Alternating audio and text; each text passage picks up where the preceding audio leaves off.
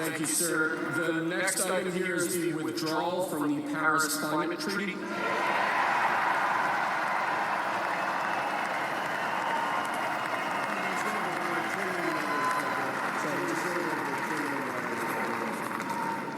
Yes, sir. We're going to save over $1 trillion by withdrawing from that treaty. So that was President Trump announcing the withdrawal of America from the Paris Agreement to the cheer of his supporters. And the questions I intend to answer today are: one, what exactly is a Paris Agreement for those who might not be familiar with it? What is the implication of American withdrawal? Was the accord actually going to cost American economy $3 trillion by 2040 and 2.7 million jobs by 2025? Well, those are the things I intend to answer. And so, starting with the Paris Accord. The Paris Accord is a global alliance or treaty that requires member countries to set targets to combat climate change and progressively improve on those targets over time. Now, a few reasons why the Paris Agreement is very special is: number one, it's one of those rare opportunities for us to have a common front, like a common global front in addressing this common problem that we all face. And one of the things that comes to mind whenever I talk about the Paris Agreement is the words of President Barack Obama when America was signing up in December 2015. And he said things about living a more prosperous and safer world for our children. The first irony for me is looking at a lot of those people in that room who are cheering. Most of them are pro-life, so they advocate for more children. And one would assume that it would be common sense for someone who wants more children to take another look at the evidence, the overwhelming evidence, that if we continue on this path, there won't be a world for these children that we want to bring into the world. But such is the irony of life. People believe what they want to believe in, especially in this age where people can just scream fake news and that should be enough to cover all the facts. So, global treaty requiring member states to do more to fight climate change. Number two, the second thing it does is it gives opportunity for countries, developed countries, to come together and pool funds to support other developing countries in their fight against climate change. Now, this is the part of the conversation that sticks in the craw of some people. And so I'll take some time to explain this, because this is what some people use to stir people up, and they say our money is going to other countries. Now, I've done a video about this, and if you're interested, you can have a better look at the video. But the conversation is now imagine that we are all, and this is how I like to describe climate change, right? Imagine that we are in this massive house with multiple rooms, but each of those rooms do not have doors. So the guys in room 1, if they have a gaseous problem, let's use fat as an example, the odor would eventually get to every room if that action continues. So that's exactly how this whole climate change thing is structured. If the United States of America or England or the United Kingdom decides to fight climate change alone, that is not going to make much impact, because the emissions from China, from India, from Nigeria, from every other country would eventually impact on other countries. So there has to be a united front in addressing this problem.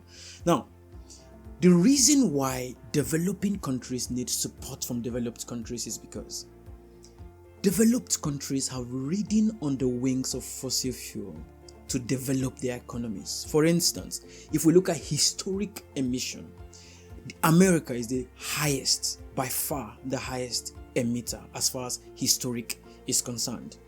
Now, if you have ridden on fossil fuel to develop your economy, and now you turn around and tell developing countries to stop emitting, That doesn't sound right. And so there's a need for these developing countries to be able to put, the initial investment of green energy is oftentimes expensive. It's like you're installing a solar panel, right? The initial cost is high, but over time you get to recoup all of that. So that initial investment, especially for some of these countries whose present priority is survival. You remember the Maslow's hierarchy of need? A good number of those countries are battling with healthcare, survival, and so they are not that bothered about climate change per se. But like I said, except we all address the issue together, there's no point. And this is one argument that Trump and some of his supporters put forward. They say, what's the need of the United States of America and all the other Western countries cutting down on emission where India and China and other countries continue to emit?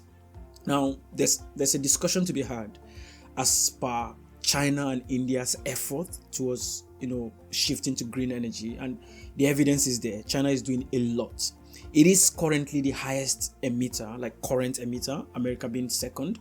But like I said, if you go historic, America is by far the highest contributor to the climate change problem. So these countries have to be supported, and so this treaty allows countries to come together to pool funds to be able to support this transition or this mitigation and adaptation to climate change. The third thing I think it does is it provides an opportunity for countries to be accountable. So because the way it works is countries would submit their plans on how they intend to reduce the impact, or how they intend to reduce emission. Those plans can then be monitored. There's an element of transparency where we see what every country is doing. There's an element of accountability where, because you've made a commitment to a certain level of reduction, you tend to stick to it. It also creates this opportunity where countries tend to compete among themselves. And so on the broad scale of things, the Paris Accord is a good thing for our fight against climate change. But if America withdraws, how bad is that going to be? Now, the truth is, America has withdrawn before. Yes, that had less impact because between when Trump announced the withdrawal and when it was effected, it took 3 years. And so it had only 1 year of impact before Biden came back and reinstated it. But what clearly happened was that countries stepped up and filled the vacuum that America left. So it is just an opportunity for some form of leadership for America to be able to lead this fight against climate change. But if Trump decides to step aside, to be honest, I doubt that it's going to make too much difference, especially because the young people of today have woken up to the reality of climate change, and it doesn't matter what you do or who withdraws. I think the fight is going to continue. So I don't see it having too much impact. But now let's address this whole assertion that is going to cost the American economy $3 trillion by 2040. Now, Trump has repeated that statement, and that's based on one research that has been debunked by several experts. That research ignored key components. So for instance, we had this LA wildfire recently. For you to be properly cost the impact of climate change, you have to be able to factor in the cost of rebuilding all of those houses that were burnt down in LA, the cost of destruction that happened in Spain as a result of that flood. All of those things must be factored in as the cost of not acting. And so that research, among several other things, ignored some of these facts. And so it has been debunked repeatedly.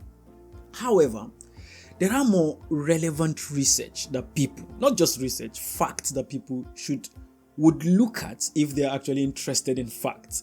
Number one is that it's been proven by clear calculations that the green energy technology brought about 3 million employments at the start of 2024 to the American economy. It is also been estimated that the cost of not doing anything if the United States of America doesn't meet its Paris Agreement, it has been estimated that it's going to cost about $6 trillion US dollars. That's what it's going to cost the economy. And I mean, the timing is perfect. You can see the destruction that happened in LA recently. Those are the kind of things that you would have to deal with if you do not meet this this Paris target and even exceed it. Now, on the other side, there are a lot of gains. A perfect example is what I've just said about the employment in green technology. There are a lot of gains. It has been estimated, again, another research, that meeting and exceeding the Paris Agreement would bring about a reward of about 19 trillion US dollars globally now, not just in the US. And I mean, that's clear because as we begin to transition, new skills are being developed, new jobs are being created, opportunities are being created. And so, this whole thing that it would cost the economy $3 trillion, that they're just pushing money to other countries, and then America is doing its best and China and India are not doing anything. There are perspectives that people would want to take if they want to push a certain narrative. The truth is, as a united front, we have been making good progress in combating climate change, and it would be a bad idea for anyone to want to withdraw. But if the United States insists on withdrawing, like I said, it's not going to make it's going to make some difference, but it's not going to stop this movement in this right direction.